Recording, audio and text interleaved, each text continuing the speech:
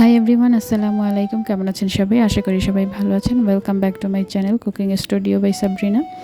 তো এই তো দেখতেই পাচ্ছেন আমি আজকে গরুর ভুঁড়ি বা বট রান্না করেছি। তো কিভাবে এই রান্নাটি করেছি সেটাই আপনাদের সাথে আজকে আমি শেয়ার করব।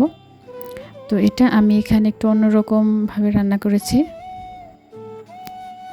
তো কিভাবে রান্না করেছি সেই রেসিপিটি আপনাদের সাথে শেয়ার করব। আপনারা রান্না করে দেখবেন, খুবই ইয়াম্মি খেতে।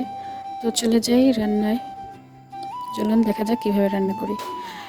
এর জন্য আমি আজকে মাটির চুলায় রান্না করব। তো এর জন্য আমি এখানে একটা কড়াই নিয়ে নিয়েছি, ভালোভাবে ধুয়ে পরিষ্কার করে নিয়েছি। তো এখানে আমি একটা নারিকেলের অর্ধেকটা কুড়িয়ে তারপর বেটে নিয়েছি। তো সেটাই আগে দিয়ে দিলাম। তো এখানে আমি নারকেলটা দিয়ে একটা তেল দিয়ে দেব। তেল দিয়ে আমি নারকেলটাকে ভালোভাবে ভেজে নেব। আজকের গরুর ভুঁড়িটা আমি নারিকেল দিয়ে করব। এটা এইভাবে খেয়ে দেখবেন, খুবই টেস্টি হয়।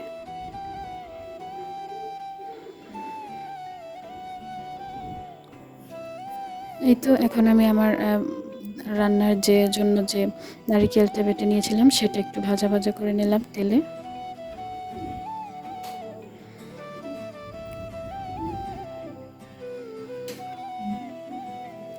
কিছুক্ষণ ভেজে নেওয়ার পর এটা আমি উঠিয়ে রাখবো।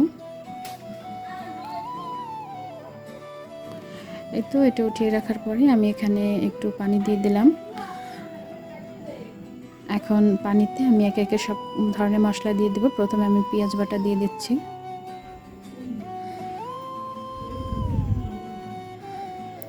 এই তো পেঁয়াজ বাটা দিয়ে দেওয়ার পরে আমি এখন রসুন বাটা দিয়ে দেব, তারপরে জিরা বাটা। তো আদা আমি আগে ভুঁড়িটা প্রসেস করার সময় এটা আমি একদিন ভালোভাবে আগে জাল করে নিয়েছি। সেখানে আমি আদাটা একটু বেশি দিয়ে তারপর হলুদ, লবণ, একটু মরিচের গুঁড়ো, কাঁচা মরিচ এগুলো দিয়ে আমি আগের দিন একটু ভালোভাবে সিদ্ধ করে নিয়েছি। তো এটা পরের দিন আমি রান্না করছি। এটা আমি প্রেশার কুকারে দিইনি, কারণ প্রেশার কুকারে দিলে এটার স্বাদটা একদম চেঞ্জ হয়ে যায়। এর জন্য মাটির চুলায় আমি প্রেশার কুকারের কোনো ব্যবহার করিনি।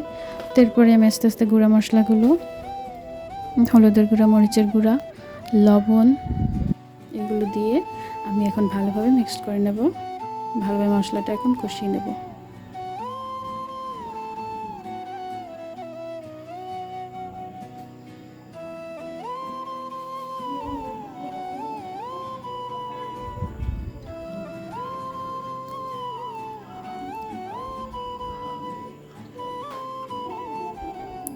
এই তো সব মশলাগুলো এখন আমি ভালোভাবে নেড়েচেড়ে একটু কষিয়ে নেব।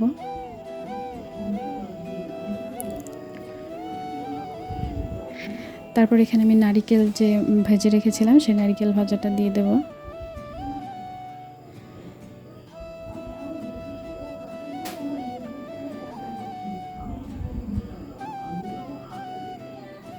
তো ভালোভাবে নারকেলটা মিশিয়ে তারপর আমি এখানে একটু সময় ভেজে তারপর একটু তেল দিয়ে দেব।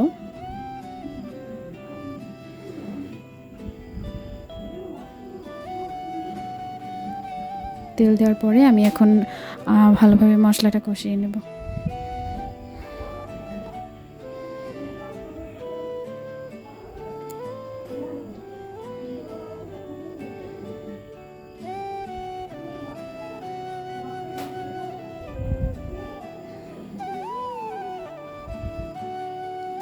এই তো ভালোভাবে মশলাটা কষাচ্ছি। এর ভিতরে আমি এখন কয়েক টুকরো কাঁচামরিচ দিয়ে দেব। ঝাল যে যেরকম খায় সেভাবে দেবেন। আমি ঝাল একটু বেশি খাই, এর জন্য আমি ঝালের পরিমাণটা একটু বেশি দিয়েছি।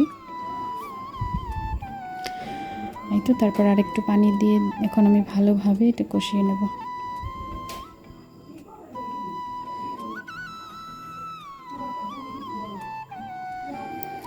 এই তো তারপরে আমি যেটা ভুঁড়িটা ভালোভাবে যে আগের দিন একটু জাল করে রেখেছিলাম সেটা এখন দিয়ে দেব।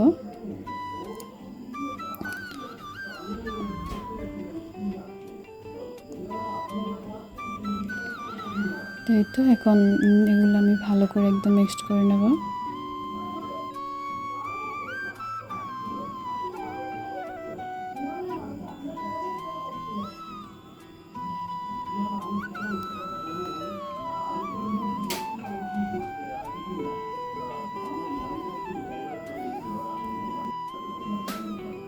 এই তো ভালোভাবে মিশিয়ে নিচ্ছি। ভালোভাবে মিশিয়ে নেওয়ার পর এটা একটু সময় আমি কষিয়ে নেব। আর একটু সময়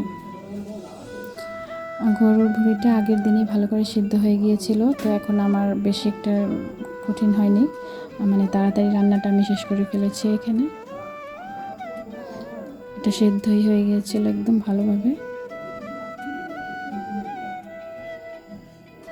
তো ভালোভাবে কষিয়ে আমি এখন পানি দিয়ে দেবো।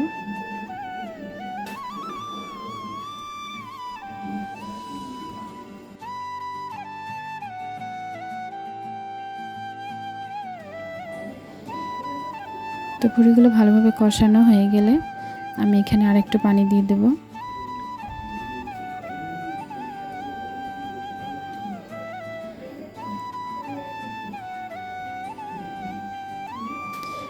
ভালোভাবে কষিয়ে নিয়েছি, এখন এখানে পানি দিয়ে আমি এটা একটু ভালোভাবে হতে দেব।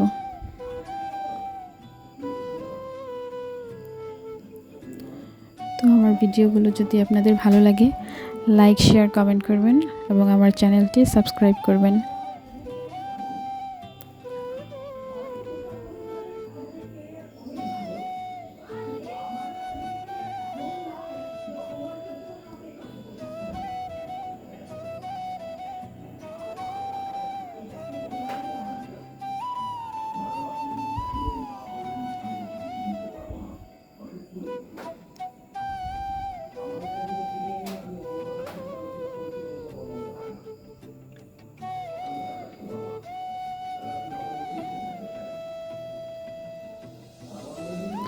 এই তো অনেকটা পানি প্রায় শুকিয়ে আসছে। তো আমার ভিডিওটি ভালো লাগলে আপনারা আমার সাথেই থাকবেন। আমার রান্না কমপ্লিট। এই তো আমার রান্নার ফাইনাল লুক। আমার জন্য দোয়া করবেন। আল্লাহ হাফেজ।